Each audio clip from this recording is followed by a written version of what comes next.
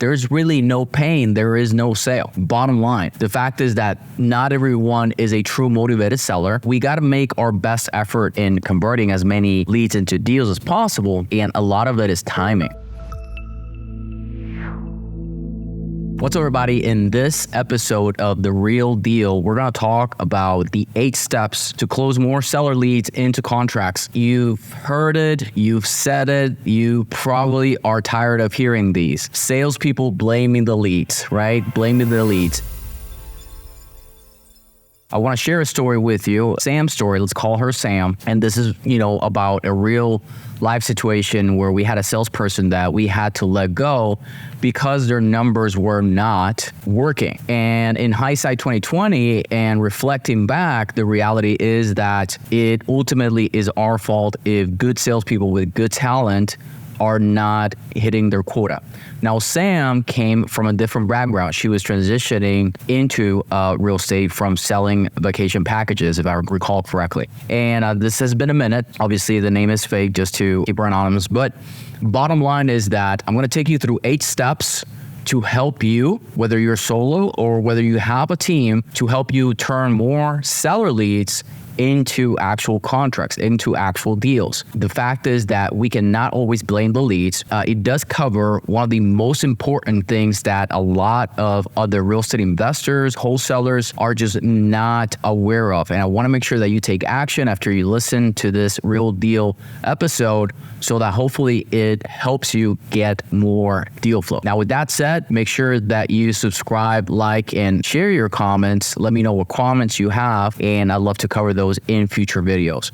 So let's go ahead on the first one. So the first step in our sales process, and I recommend that you actually implement in yours and make sure that you verify for this, is set the stage. When we have a new motivated seller in the line with us, setting the stage, it sets the tone for how the rest of the conversation is gonna go. This is huge. And if you check out my blog, wififlips.com/blog, you'll be able to see this in writing and actually a resource in the bottom there for your free use. What are some of the key questions that you can ask? You can ask, hey, what are you hoping we can do for you today? My entire job here is to get them on your side. You want to start breaking the fences and barriers down, and you want to start setting the stage for what's about to happen. The idea and the goal is to actually get an agreement of what the next steps are, what your role is, and how they can, work with you, and that you're there to help them and work with them,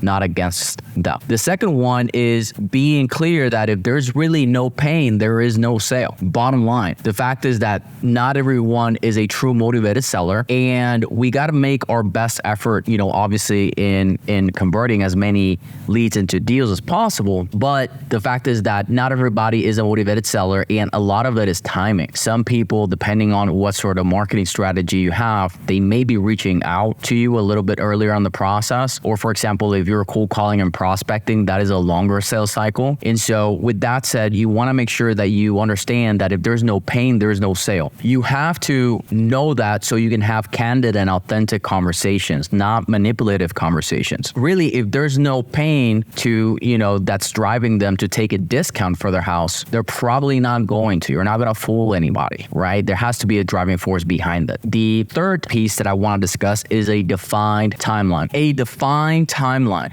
This is huge because if you're talking with people that are really not intending to sell in the next, 30 to 90 days, and they're thinking 6 to 9 months, it's they're either lying to you, and you go back to kind of setting the stage and, making sure that you're doing everything in your power to break down their defenses, that you're trying to help them. Or 2, they got to understand that the market may be completely different 6 or 9 months ago, and you're better off kind of taking the approach of building more of the rapport and the connection and having a conversation and building that relationship, because they're just not there to make a decision. And it would be a disservice to them and for you to be talking numbers and getting to the closing table or forcing something that is really not going to happen, and you're not going to have the information for the market, okay, at that point. The other piece, which is huge, this is an important one to write down, is to get them to talk. If you're acquisition person, or if you are doing the closing yourself and you are not asking questions, you're talking more than you're asking questions, that is an automatic red flag. The other piece is is that you should only be talking and really just asking questions about 80% of the time. You gotta let them talk.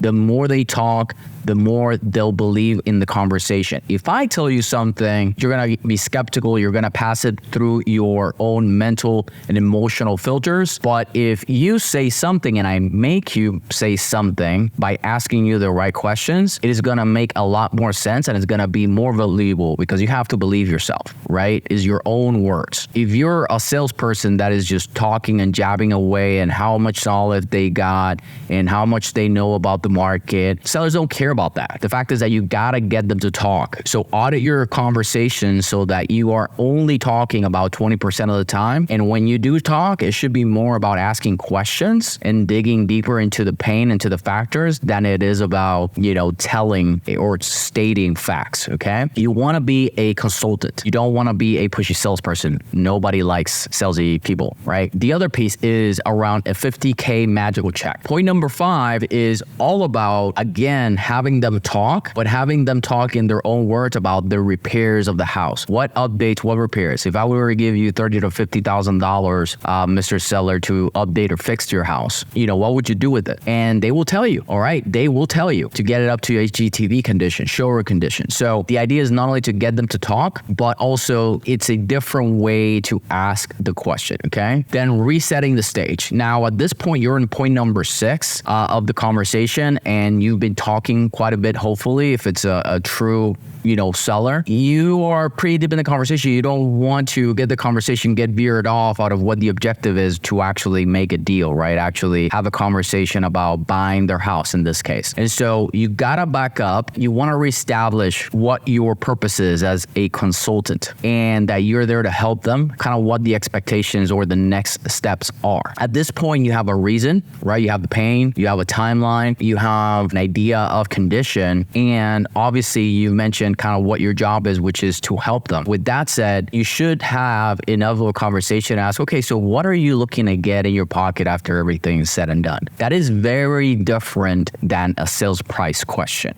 okay? And hopefully you are hopefully you're working with inbound lead generation, in which this conversation is a lot more fluid and honestly less expensive than prospecting. But the key here is to start talking net numbers versus pie in the sky numbers, okay? You want to start talking about net numbers and the fact that you are talking of taking out of the equation all of their stress, all of their pain, not having to deal with contractors, none of that nightmare for them, and make it easy for them to have an easy as is sale. Because you're not only competing with me, other investors, you're competing against agents that are trying to list their house. You're trying to compete against their neighbor that wants to buy the house. You're trying to compete with the local guys. You got to understand and have that conversation around net numbers because, hey, we cover closing costs. Hey, we may be able to do a leaseback. These are all things that can help you out. And then lastly, but surely most important piece, this is where you make it or break it, is the hesitant close. If you get commission breath at this point, it's been all null and void and you've lost a sale. This is not the point in the conversation to lose it and fumble the ball. This is the point of the conversation to define whether it's a lay down lead or a non-lay down lead. And you need the time and the facts so that you are helping them and you're consulting them as to, okay, what are the real options here, and see about having a meeting of the minds, okay? These are the 8 key factors that we found to help us maintain our sales numbers up. I didn't have these when Sam was in the office, and unfortunately she stormed out because she was frustrated. She would have a really good month and then 2 to 3 months that were just crickets. This is happening to you in your real estate investing business. I challenge you to go through these 8 and figure out how to audit